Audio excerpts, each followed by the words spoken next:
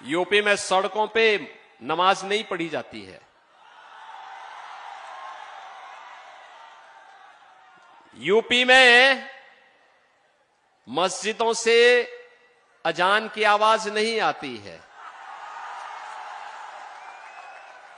UP में तो एक ही नारा गूंजता है, न गौ माता को कटने देंगे, न हिंदुओं को बंटने देंगे।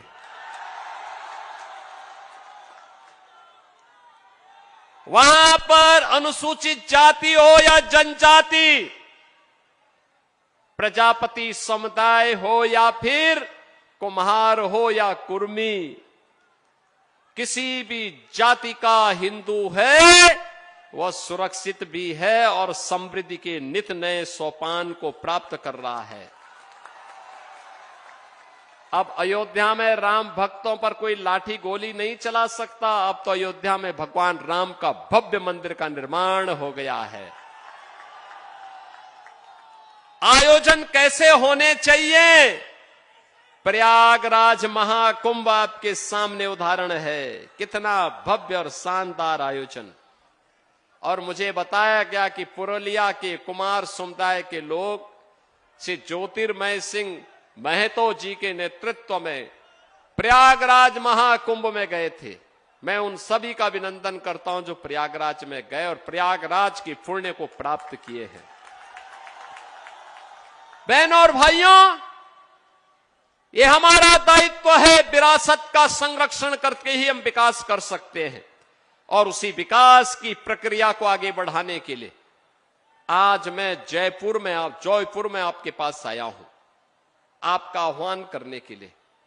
ये बंगाल की धरा प्रेरणा की धरा है। बंगाल की धरा भारत को दिशा देने वाली धरा थी।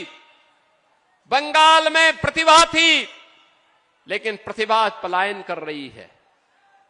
बंगाल में पुरुषार्थ था, लेकिन उस पुरुषार्थ को कुंद कर दिया गया। बंगाल में वह सब कुछ था जो बंगाल को भारत के अंदर लीडरशिप देने का मादा रखता था, लेकिन बंगाल को एक साजिश के तहत पहले कांग्रेस ने, फिर कम्युनिस्टों ने, अब टीएमसी ने अव्यवस्था, अराजकता और गुंडागिर्दी का अड्डा बना दिया है। बहनों और भाइयों, मैं आपका आह्वान करने के लिए आया हूं। याद करना, कभी बंगाल की धरती से निकला वंदे मातरम भारत की आजादी का अमर मंत्र बन गया था।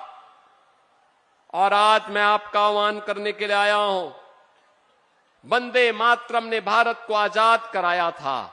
यह वर्ष वंदे मातरम के 150 वर्ष पूर्ण होने के वर्ष है।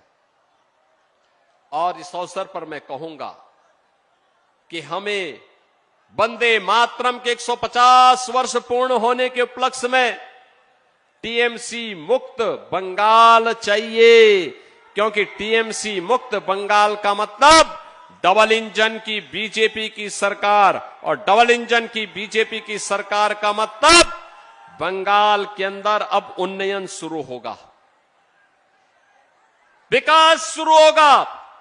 विरासत और विकास की इस पावन धरा के लिए आज मैं आपके बीच आया हूं।